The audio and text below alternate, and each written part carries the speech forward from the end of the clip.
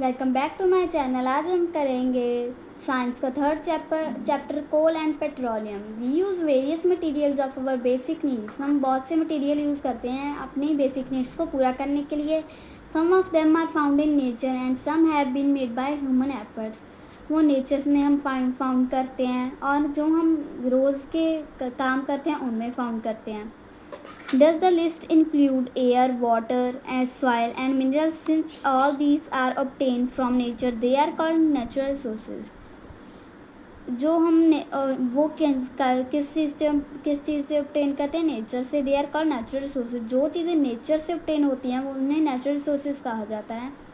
Can air and soil be exhausted by human activities? You have been already studied about water in class 7. जो water के बारे में हमने class 7 में पढ़ा था। Is water a limitless resource? जो वाटर है वो लिमिट में ही होता है। In the light of the availability of various resources in nature, natural resources can be broadly classified into 2 kinds. जो हमारे वेरियस सोर्स होते हैं नेचर के, नेचुरल रिसोर्सेज होते हैं जो हमारे, वो 2 काइंड्स में उन्हें क्लासिफाइड किया गया है।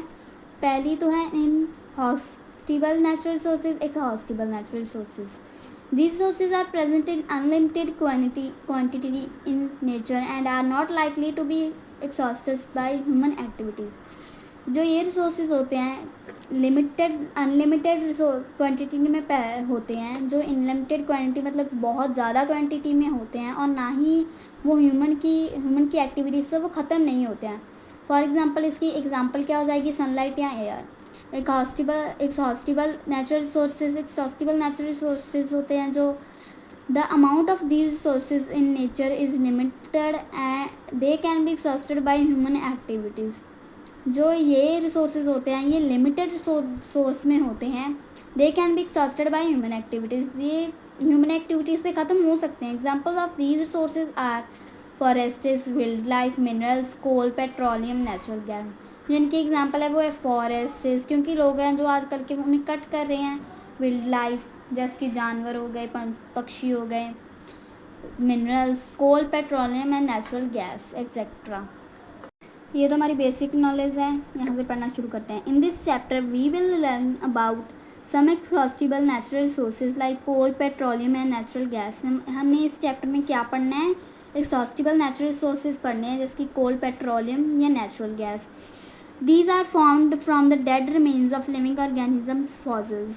ये कहाँ से फॉर्म होते हैं? डेड रिमेन्स बचे होते हैं। डेड रिमेन्स होते हैं ना लिविंग ऑर्गेनिजम्स के, जिन्हें फॉसिल्स कहा जाता है, वहाँ से obtained होते हैं। So these are also known as fossil fuels.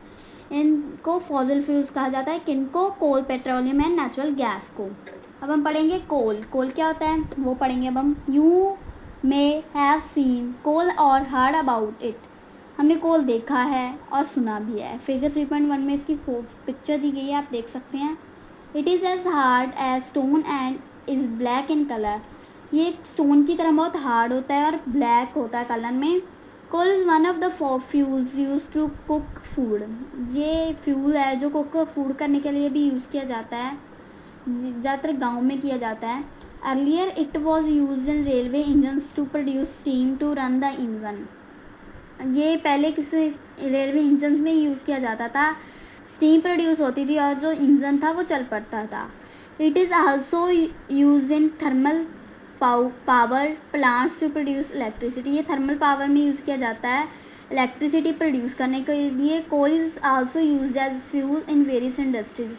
जो कोल है फ्यूल की तरह यूज़ किया जाता है बहुत सी इंडस्ट्रीज़ में। स्टोरी ऑफ कोल, हम स्टोरी ऑफ कोल की पढ़ेंगे कि कोल कैसे फॉर्म हुआ। About 300 million years ago, the Earth had dense forests in low-lying wetland areas.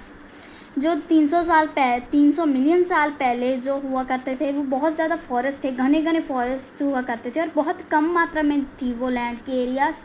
Due to natural processes like flooding, these forests got buried under the soil.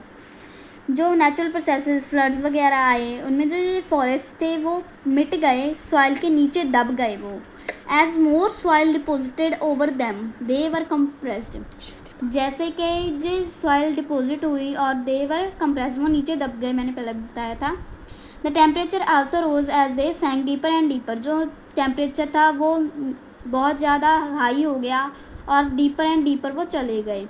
Under high pressure and high temperature then plants got slowly converted to coal, जो ज़्यादा temperature में और ज़्यादा pressure में जो dead plants slowly converted to coal वो coal में convert होने लगे. As coal contains mainly carbon, the slow process of conversion of dead vegetation into coal is known as carbonisation. जो कोल है कंटेन्स मेनली क्या करता है, कार्बन करता है.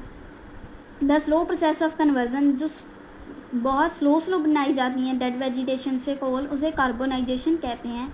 Since it was formed from the remain of vegetation, coal is also called a fossil fuel. A coal mine is shown in figure 3.2.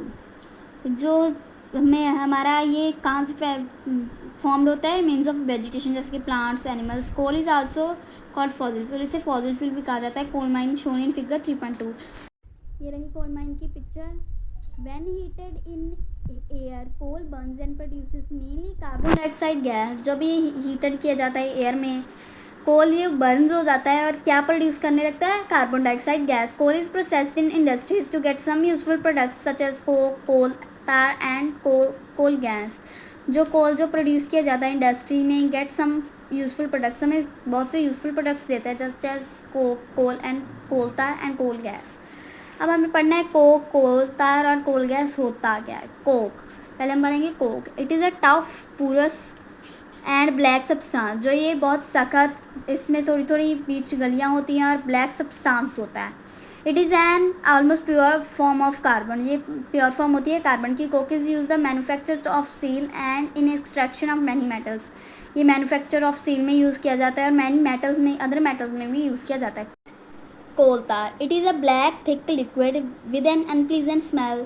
ये black मोटा सा लिक्विड होता है, इसकी इरीटेटिंग अनप्लीजेंट सी स्मेल होती है. It is a mixture of about 200 substances. ये 200 substances का मिक्सचर होता है. प्रोडक्ट्स ऑब्टेन फ्रॉम कोल तार आर यूज एज एक स्टार्टिंग मटीरियल्स फॉर मैन्युफैक्चरिंग वैसे वेरियस सब्सटेंसेस. जो ये कोल तार होती है बहुत से स्टार्टिंग मटीरियल्स में यूज़ की जाती है, जैसे मैन्युफैक्चरिंग बहुत से सब्सटेंसेस को ऑब्टेन करने के लिए यूज़ इन एवरीडे लाइफ. और एवरीडे लाइफ में भी कोल तार यूज़ की जाती है.